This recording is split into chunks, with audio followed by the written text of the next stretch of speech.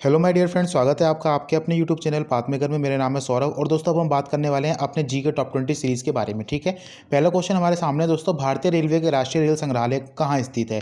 देखिए दोस्तों, हमारे पास चार ऑप्शन, नई दिल्ली, मैसूर, मुंबई या फिर कोलकाता। देखिए दोस्तों, भारतीय रेलवे का राष्ट्रीय रेल संग्रहालय जो स्थित है वो है नई दिल्ली में।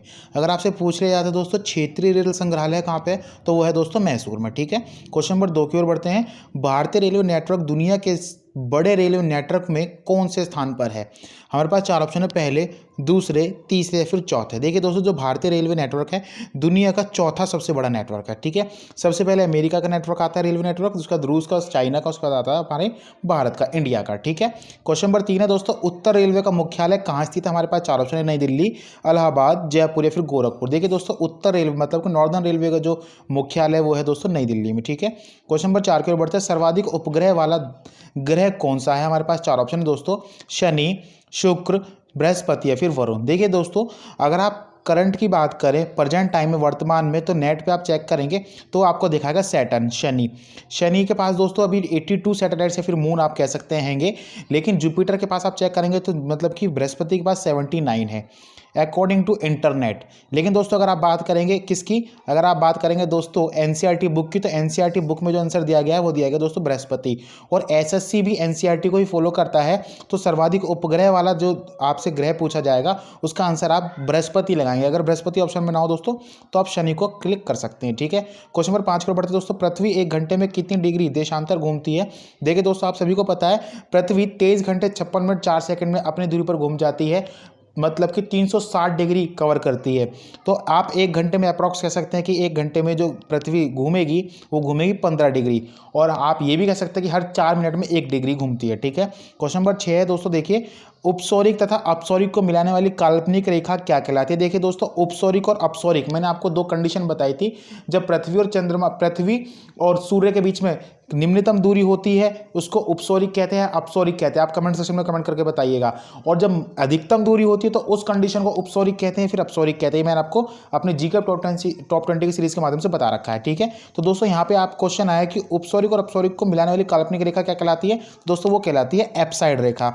दोस्तों आप कमेंट सेक्शन में कमेंट करके बताइए कंटूर रेखा कौन सी होती है और आइसोबात कौन सी होती है, मैंने आपको बता रखा है। क्वेश्चन नंबर 7 है दोस्तों, पल्सर क्या है। धीरे धीरे घूमने वाले तारे, ना घूमने वाले तारे, तेजी से घूमने वाले तारे या फिर उल्टी दिशा में घूमने वाले तारे। देखिए दोस्तों, तेजी से घूमने वाले तारों को ही कहते हैं पल्सर। ठीक है, क्वेश्चन नंबर 8 है, कारगिल युद्ध कब हुआ था। हमारे पास चार ऑप्शन है दोस्तों, 1965, 1962, 1979 या फिर 1999। इसका सही आंसर दोस्तों कारगिल युद्ध हुआ था, वो हुआ था 1999 में। और इसी के दोस्तों 26 जुलाई को कारगिल विजय दिवस भी मनाया जाता है। क्वेश्चन नंबर 9 है दोस्तों, निम्न में से किसे मोतियों का द्वीप कहते हैं। हमारे पास चार ऑप्शन, ग्रीनलैंड द्वीप, बहरीन, ऑस्ट्रेलिया फिर माजुली। इसका सही आंसर दोस्तों ऑप्शन बी, बहरीन को कहते हैं दोस्तों मोतियों का द्वीप। देखिए दोस्तों, ये माजुली लिखा हुआ है, ये आप बताइएगा किस नदी पर बना हुआ द्वीप है, और ये सबसे बड़ा नदी द्वीप है या फिर सबसे छोटा नदी द्वीप है। मैंने आपको जी के बूस्टअप सीरीज के माध्यम से बता रखा है। क्वेश्चन नंबर 10 है दोस्तों, दक्षिण भारत की सबसे लंबी नदी कौन सी। हमारे पास चार ऑप्शन, गोदावरी, कावेरी, पेनगंगा या फिर वेनगंगा। देखिए दोस्तों, दक्षिण भारत की सबसे लंबी नदी है गोदावरी। ठीक है दोस्तों, आप मुझे बताइए गोदावरी को किस अन्य नाम से भी जाना जाता है। और दोस्तों ऐसे आप कावेरी के बारे में बताइएगा उसको किस अन्य नाम से जाना जाता है। पेनगंगा और वेनगंगा किस नदी की सहायक नदियां हैं दोस्तों, ये भी आप कमेंट सेक्शन में कमेंट करके बताइएगा। ये सभी के सभी क्वेश्चन मैंने आपको बता रखे हैं। क्वेश्चन नंबर 11 है दोस्तों, सबसे बड़ा सागर कौन सा। हमारे पास चार ऑप्शन, प्रशांत महासागर, दक्षिण चीन सागर, उत्तरी चीन सागर, आर्कटिक महासागर। इसका सही आंसर है दोस्तों, देखिए आप सभी सोच रहे हो इसका आंसर क्या लगाऊंगा मैं, प्रशांत महासागर। नहीं, ऐसा नहीं है दोस्तों, यहाँ पे महासागर नहीं, यहाँ पे सबसे बड़ा सागर पूछा है। अगर महासागर पूछा तो हम प्रशांत महासागर को क्लिक कर सकते थे, लेकिन यहाँ पे पूछा सबसे बड़ा सागर, तो सबसे बड़ा सागर कौन सा दोस्तों, वो था दक्षिणी चीन सागर। ठीक है, आर्कटिक सागर सबसे छोटा महासागर होता है। क्वेश्चन नंबर 12 है दोस्तों, मिस यूनिवर्स प्रतियोगिता की शुरुआत कब की गई थी। हमारे पास चार ऑप्शन है, सन 1950 में, सन 1951 में, सन 1952 में या फिर सन 1965 में। इसका सही आंसर है दोस्तों ऑप्शन सी, सन 1952 में मिस यूनिवर्स की प्रतियोगिता की शुरुआत की गई थी। और दोस्तों जो सबसे पहली मिस यूनिवर्स बनी थी वो बनी थी दोस्तों अर्मी कुसेला। ठीक है, और दोस्तों अगर हमसे पूछ लिया था कि प्रथम भारतीय महिला जो कि मिस यूनिवर्स बनी थी, वो बनी थी दोस्तों सुष्मिता सेन, जो कि 1994 में बनी थी। ठीक है, हम बढ़ते दोस्तों अगले क्वेश्चन की ओर। क्वेश्चन नंबर 13 है हमारे सामने, मानव शरीर में मांसपेशियों की कुल संख्या कितनी होती है। हमारे पास चार ऑप्शन दोस्तों, 206, 306, 639 या फिर 750। 206 ना लगाएं दोस्तों, ये मांसपेशियों के बारे में पूछ रहा है, हड्डियों के बारे में नहीं। देखिए दोस्तों, इसका सही आंसर ऑप्शन सी 639 होती है दोस्तों। मानव शरीर में मांसपेशियों की कुल संख्या लगभग 639 के आसपास होती है। क्वेश्चन नंबर 14 है दोस्तों, भारत में बजट प्रणाली के जन्मदाता के रूप में किन्हें माना जाता है। हमारे पास 4 option, James Wilson, John Mathai, R K Shanmugam Shetty, P Chidambaram. इसका सही आंसर दोस्तों ऑप्शन ए, जेम्स विल्सन को बनाया था दोस्तों भारत में बजट प्रणाली के जन्मदाता के रूप में। देखिए दोस्तों, बजट का शाब्दिक अर्थ क्या होता है ये मैंने आपको बता रखा है, चमड़े का थैला।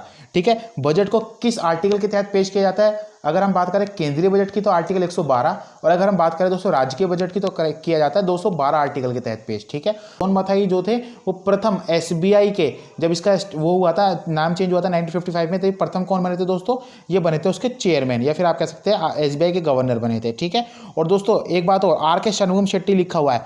आर के शनमुगम शेट्टी दोस्तों कौन थे? आर के शनमुगम शेट्टी जो थे दोस्तों ये स्वतंत्र भारत के प्रथम, जॉन मथाई थे दोस्तों गणतंत्र भारत के प्रथम, ये गणतंत्र भारत के प्रथम वित्त मंत्री थे, और इन्होंने दोस्तों इस बजट को पेश किया था।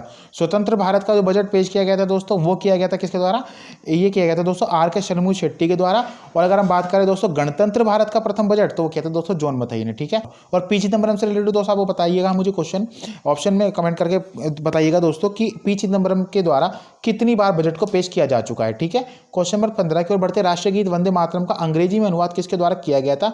हमारे पास 4 ऑप्शन दोस्तों, दीपक श्रीवास्तव, श्यामलाल गुप्त पार्षद, अरविंद घोष, या फिर आरिफ मोहम्मद खान। देखिए दोस्तों, वंदे मातरम का अंग्रेजी में अनुवाद किया गया था दोस्तों अरविंद घोष के द्वारा।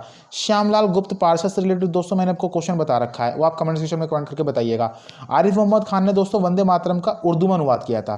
क्वेश्चन नंबर 16 की ओर बढ़ते हैं। विश्व की सबसे प्राचीन भाषा कौन सी है? हमारे पास 4 ऑप्शन दोस्तों, हिंदी, मंदारिन, सुमेरियन, या फिर फारसी। इसका सही आंसर दोस्तों ऑप्शन सी, सुमेरियन, जो कि इराक में बोली जाती है, वर्ल्ड की oldest known and written language मानी जाती है। ठीक है, लेकिन दोस्तों अगर आपको सुमेरियन ऑप्शन में ना मिले, वहाँ पे तमिल ऑप्शन हो, तो आप तमिल को ऑप्शन में लगा सकते हैं। ठीक है दोस्तों, मंदारिन मैंने आपको बताया है विश्व में सबसे ज़्यादा बोले जाने वाली भाषा है। ठीक है, जो कि चाइनीज़ भाषा है।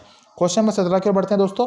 निम्न में से कौन सा पॉइंट ड्रॉ डिवाइस है? हमारे पास 4 ऑप्शन है, स्कैनर, माउस, मॉनिटर, या फिर प्रिंटर। इसका सही आंसर दोस्तों ऑप्शन बी, माउस है। क्वेश्चन नंबर 18 दोस्तों, रिक्वेस्टेड डाटा पर सीधे जंप करने वाले डिवाइस को किस नाम से जाना जाता है? देखिए दोस्तों, रिक्वेस्टेड डाटा पर सीधे जंप करने वाले डिवाइस को जाना जाता है रैंडम एक्सेस के नाम से। क्वेश्चन नंबर 19 है दोस्तों, हाल ही में संविधान दिवस मतलब कि कॉन्स्टिट्यूशन डे कब मनाया गया? हमारे पास 4 ऑप्शन है, 23 नवंबर, 24 नवंबर, 25 नवंबर, या फिर 26 नवंबर। इसका सही आंसर दोस्तों ऑप्शन डी, 26 नवंबर को मनाया जाता है संविधान दिवस। क्वेश्चन नंबर 20 की ओर बढ़ते हैं। हाल ही में राष्ट्रीय दुग्ध दिवस कब मनाया गया?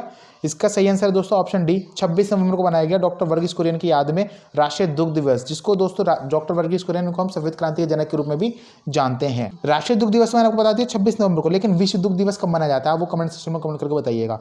क्वेश्चन नंबर 21 का आंसर दोस्तों आपको कमेंट सेक्शन में कमेंट करके बताना है। महान भौतिक शास्त्री न्यूटन किस देश से संबंधित थे? क्वेश्चन नंबर जो हमने आपसे कल पूछा था दोस्तों वो था, द्रोणाचार्य पुरस्कार की शुरुआत कब की गई थी और किसे प्रथम द्रोणाचार्य पुरस्कार से सम्मानित किया गया था? देखिए दोस्तों, द्रोणाचार्य पुरस्कार की शुरुआत 1961 में शुरुआत की गई थी। किसकी? वो की गई थी दोस्तों अर्जुन अवार्ड की। और उसके बाद 1985 में डिसाइड किया गया कि ना केवल खिलाड़ी को ही बल्कि उसके कोच को भी हमें सम्मानित किया जाना चाहिए। ठीक है, तो दोस्तों 1985 में शुरुआत की गई थी किसकी? द्रोणाचार्य अवार्ड की। और सबसे पहले दोस्तों 3 लोगों को ये द्रोणाचार्य पुरस्कार दिया गया था। किसको दोस्तों? बालचंद्र भास्कर भागवत को रेसलिंग के लिए, ओम प्रकाश भारद्वाज को बॉक्सिंग के लिए, और ओम नंबियार को एथलेटिक्स के लिए द्रोणाचार्य पुरस्कार दिया गया था। ठीक है, आज की वीडियो यहीं पर समाप्त होती है दोस्तों। आपको वीडियो कैसी लगी कमेंट सेक्शन में कमेंट करके जरूर बताइएगा, हमें आपके कमेंट का इंतजार रहेगा। चलिए दोस्तों, विदा लेते हुए आपसे मिलेंगे अपनी नेक्स्ट वीडियो में। Thanks for watching guys. जय हिंद, जय भारत।